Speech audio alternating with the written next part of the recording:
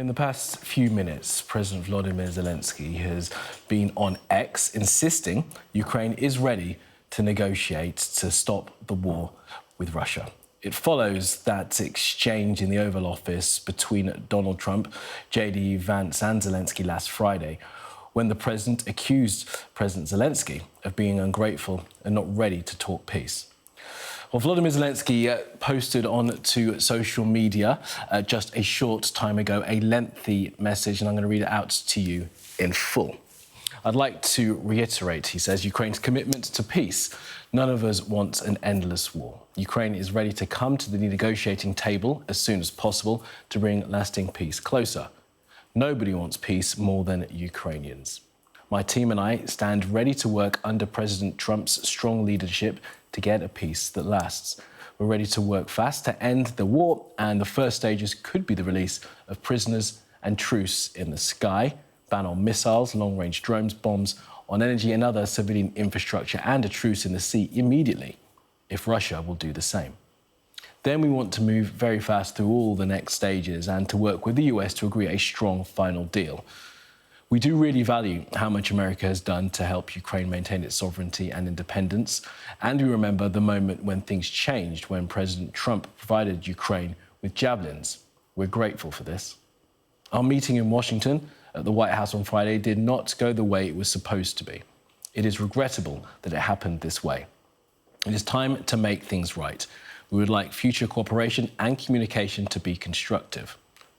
Regarding the agreement on minerals and security, Ukraine is ready to sign it in any time and in any convenient format.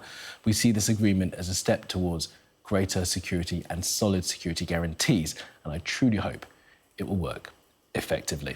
All right, let's go live to the Ukrainian capital, Kyiv, and bring in our security and defence editor, Deborah Haynes. Deb, great to have you with us. What do you make of what we've heard there from President Zelenskyy posting onto X? It's a clear message, isn't it, to Donald Trump, trying to get the relationship back on track.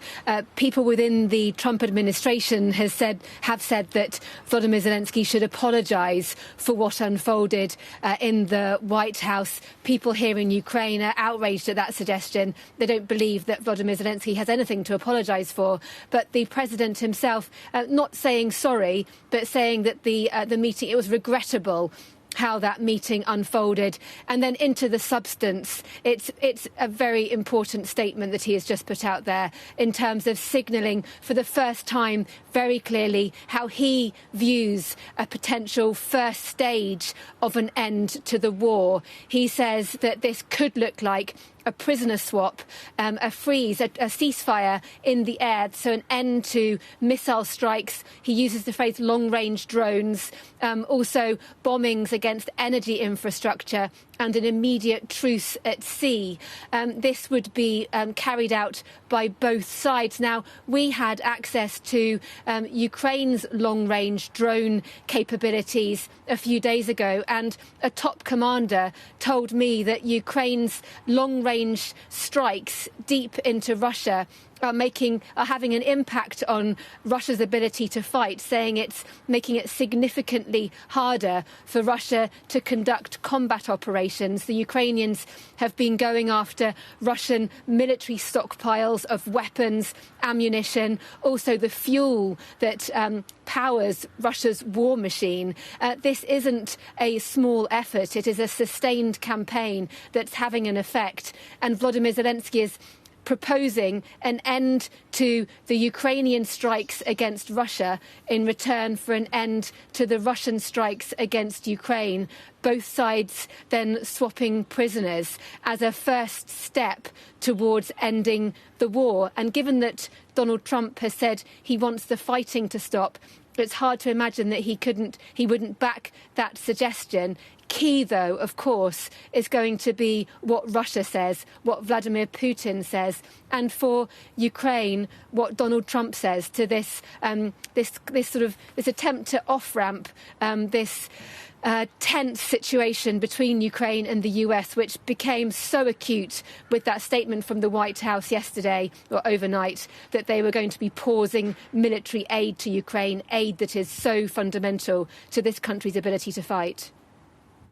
Olive branch, call it what you will, Deb, at this stage. And it's key, isn't it, that there are some points in here where he's clearly trying to make sure that Donald Trump realises he's speaking to him directly and that he's trying to show that he has some kind of respect, talking about working under Trump's strong leadership and also mentioning that Donald Trump provided Ukraine with javelins. What was that back in maybe 2015, 2016, earlier on to work with the Ukrainians to try and ward off the Russian invasion of Crimea?